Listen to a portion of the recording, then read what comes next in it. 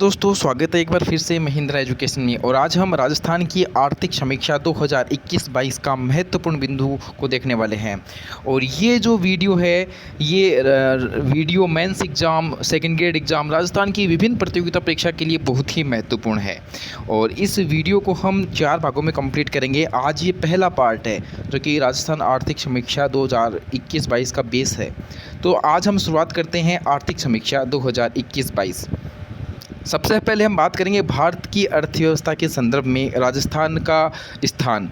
तो देखिएगा, अर्थव्यवस्था का जो आकार है वो प्रचलित मूल्यों पर जो भारत का है वो 232.15 लाख करोड़ रुपए। कितना है? 232.15 लाख करोड़। ये है भारत की अर्थव्यवस्था। और राजस्थान की वहीं पर 11.96 लाख करोड़।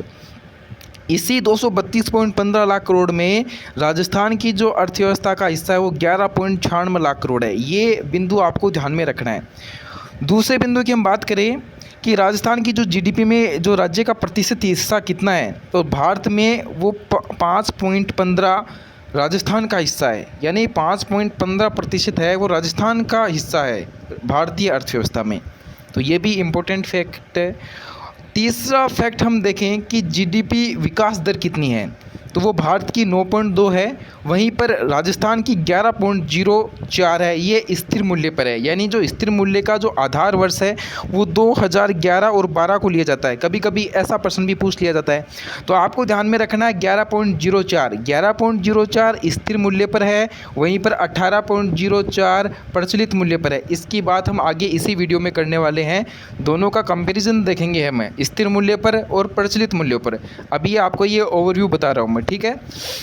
वहीं पर सबसे इम्पोर्टेंट फैक्ट है प्रति व्यक्ति आय।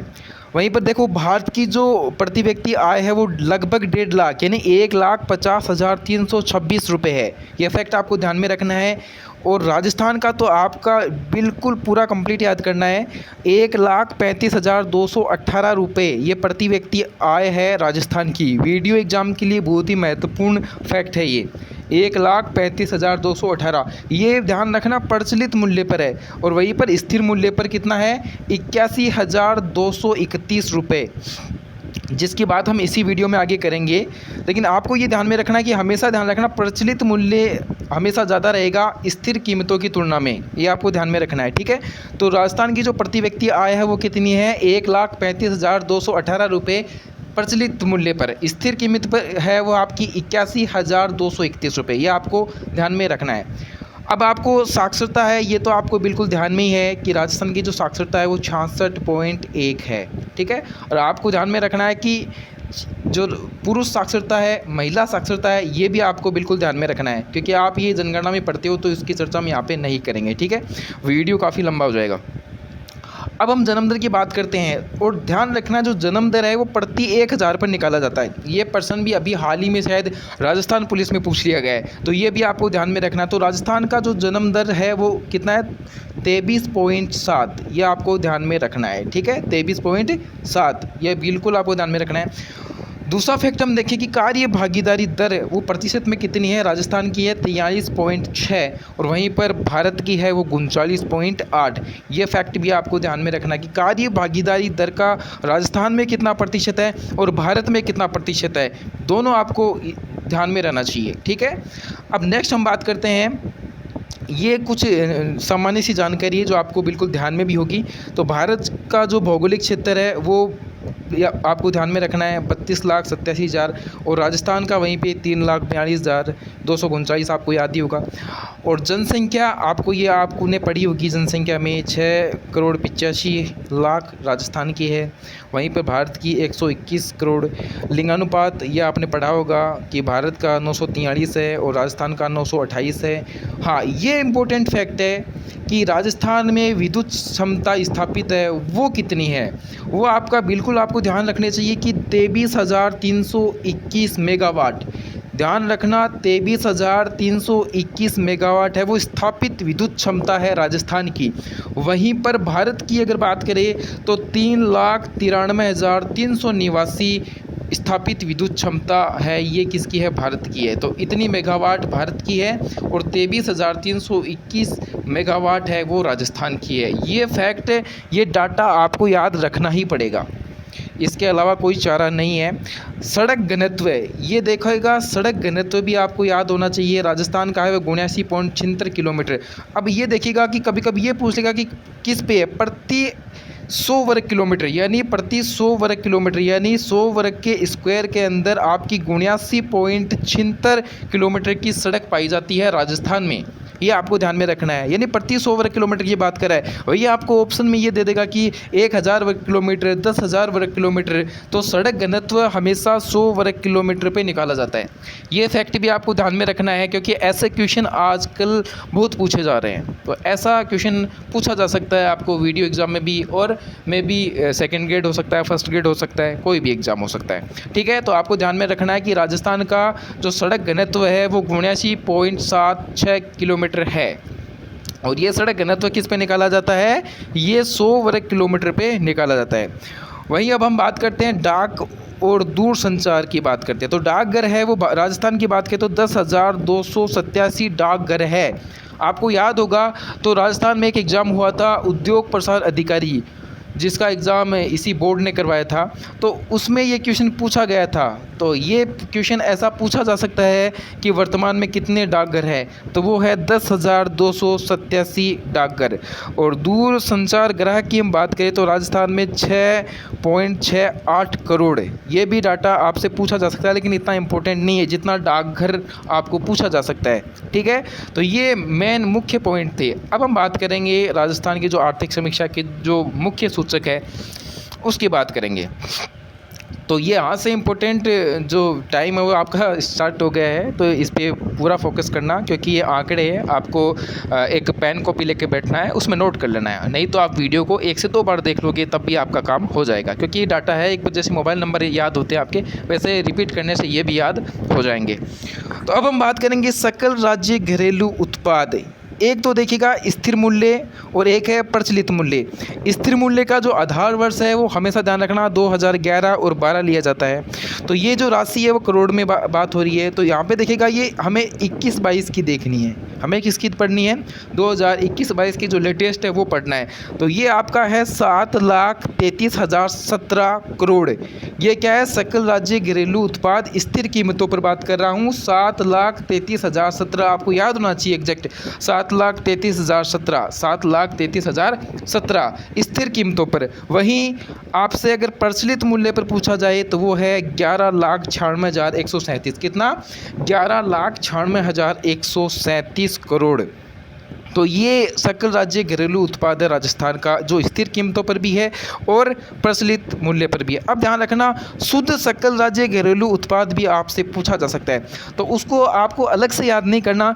इसी डाटा में से और इसी डाटा में से हम 1-1 लाख अगर कम कर देते हैं तो वो सकल राज्य घरेलू उत्पाद आ जाएगा। उसकी बात हम आगे इसी वीडियो में करेंगे। तो आपको जब एक याद हो जाएगा तो आप क्या अनुमान लगा सकते हो। ठीक है, तो आपको ज़्यादा कुछ याद नहीं करना है, इसमें मेन पॉइंट याद करने हैं। ठीक है, तो आप होना चाहिए 7,33,017 स्थिर कीमतों पर और 11,96,137 प्रचलित कीमतों पर।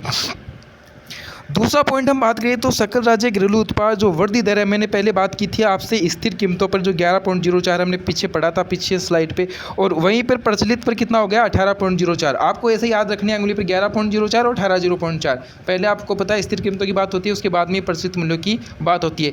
स्थिर कीमत वाली हमेशा ध्यान रखना, जो कीमत वो कम आएगी और प्रचलित की ज़्यादा रहेगी। तो वृद्धि दर भी यहाँ पर कम रहेगी और प्रचलित पर ज़्यादा रहेगी। तो 11.04 18.04 आपको याद होना चाहिए। ठीक है, नेक्स्ट बात करते हैं सकल राज्य मूल्यवर्धन स्थिर कीमत पर बात कर रहे हैं हम 2011-12 पर। ठीक है, तो वो देखिएगा क्षेत्रवार जो योगदान है कृषि उद्योग और सेवाओं का, उनकी बात करेंगे। किस पर है? स्थिर कीमतों की बात कर रही है। यह आपकी स्थिर कीमत है, यह आपकी प्रचलित कीमत है। देखिएगा सबसे पहले हम कृषि का योगदान देखें तो 28.85 यानी 28.85% है वो किसका भाग है? कृषि का है स्थिर कीमत पर।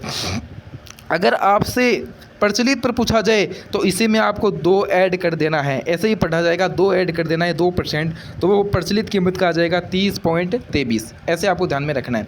वहीं उद्योग की तो वो है 26.34, और अगर प्रचलित पर बात करें तो 24, यानी इसमें 2 माइनस कर देंगे। कृषि में 2 जोड़ेंगे और उद्योग में 2 घटा देंगे, ऐसा आपको ध्यान में रखना है। वहीं आपकी सेवाओं है उसमें 44.81% है, और वहीं पर प्रचलित पर है वो 45.10। आपको ध्यान में रखना है सर्वाधिक किसका है, तो सर्वाधिक है सेवाओं का, उसके बाद में कृषि का, और थर्ड नंबर पर उद्योग का योगदान रहेगा। ये आपको ध्यान में रखना है। अब ये आपको ये ट्रिक लगानी कि देखो जो स्थिर मूल्य पर 28 है तो वहीं कृषि का योगदान, तो वहीं पर प्रचलित पर ये 30 हो जाएगा। स्थिर कीमत पर जब उद्योग का 26.34 है, वहीं इसमें से 2 कम कर देंगे, 24 पॉइंट के आसपास आ जाएगा। और सेवाएं हैं वो लगभग डिटो सेम रहा है, तो 44 है, वहीं पे वो 45 हो गया प्रचलित पर। ये आपको ध्यान में रख लेना है, ठीक है। ये डाटा आपको कॉपी पेन में साथ लेके बैठो और उतार लेना, ठीक है।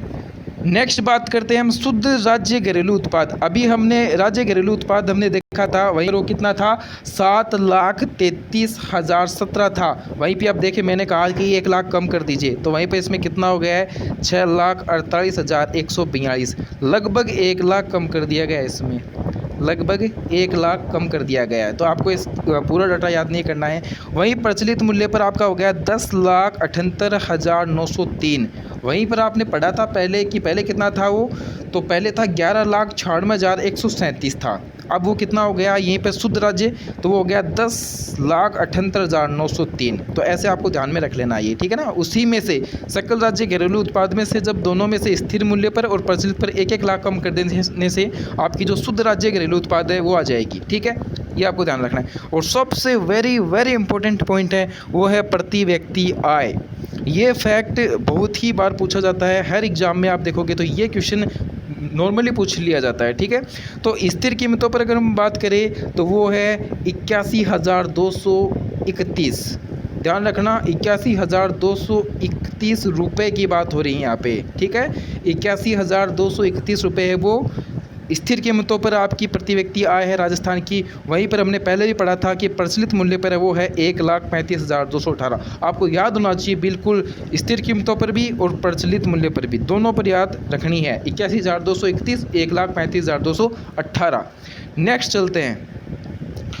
अब हम कुछ ज़्यादा इम्पोर्टेंट तो नहीं है, लेकिन फिर भी कभी कभी अगर क्वेश्चन पेपर बहुत ही टफ बनाया जाता है तो ऐसे क्वेश्चन भी पूछ लिए जाते हैं। तो अब उसकी बात करते हैं, देखिएगा।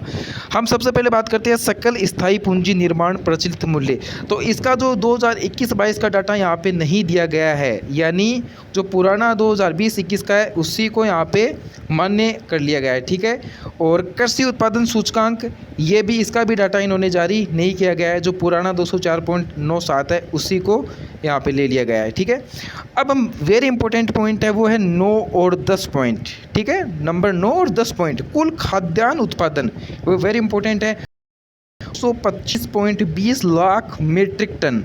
या आपको ये इकाई भी ध्यान में रखनी है, ध्यान रखना, क्योंकि हर ऑप्शन में अगर आपको 225.20 मिलेगा और इकाई में चेंज वहाँ पर मिलेगा तो आपको ये जो डाटा याद किया है उसका कोई फ़ायदा होने वाला आपको है नहीं।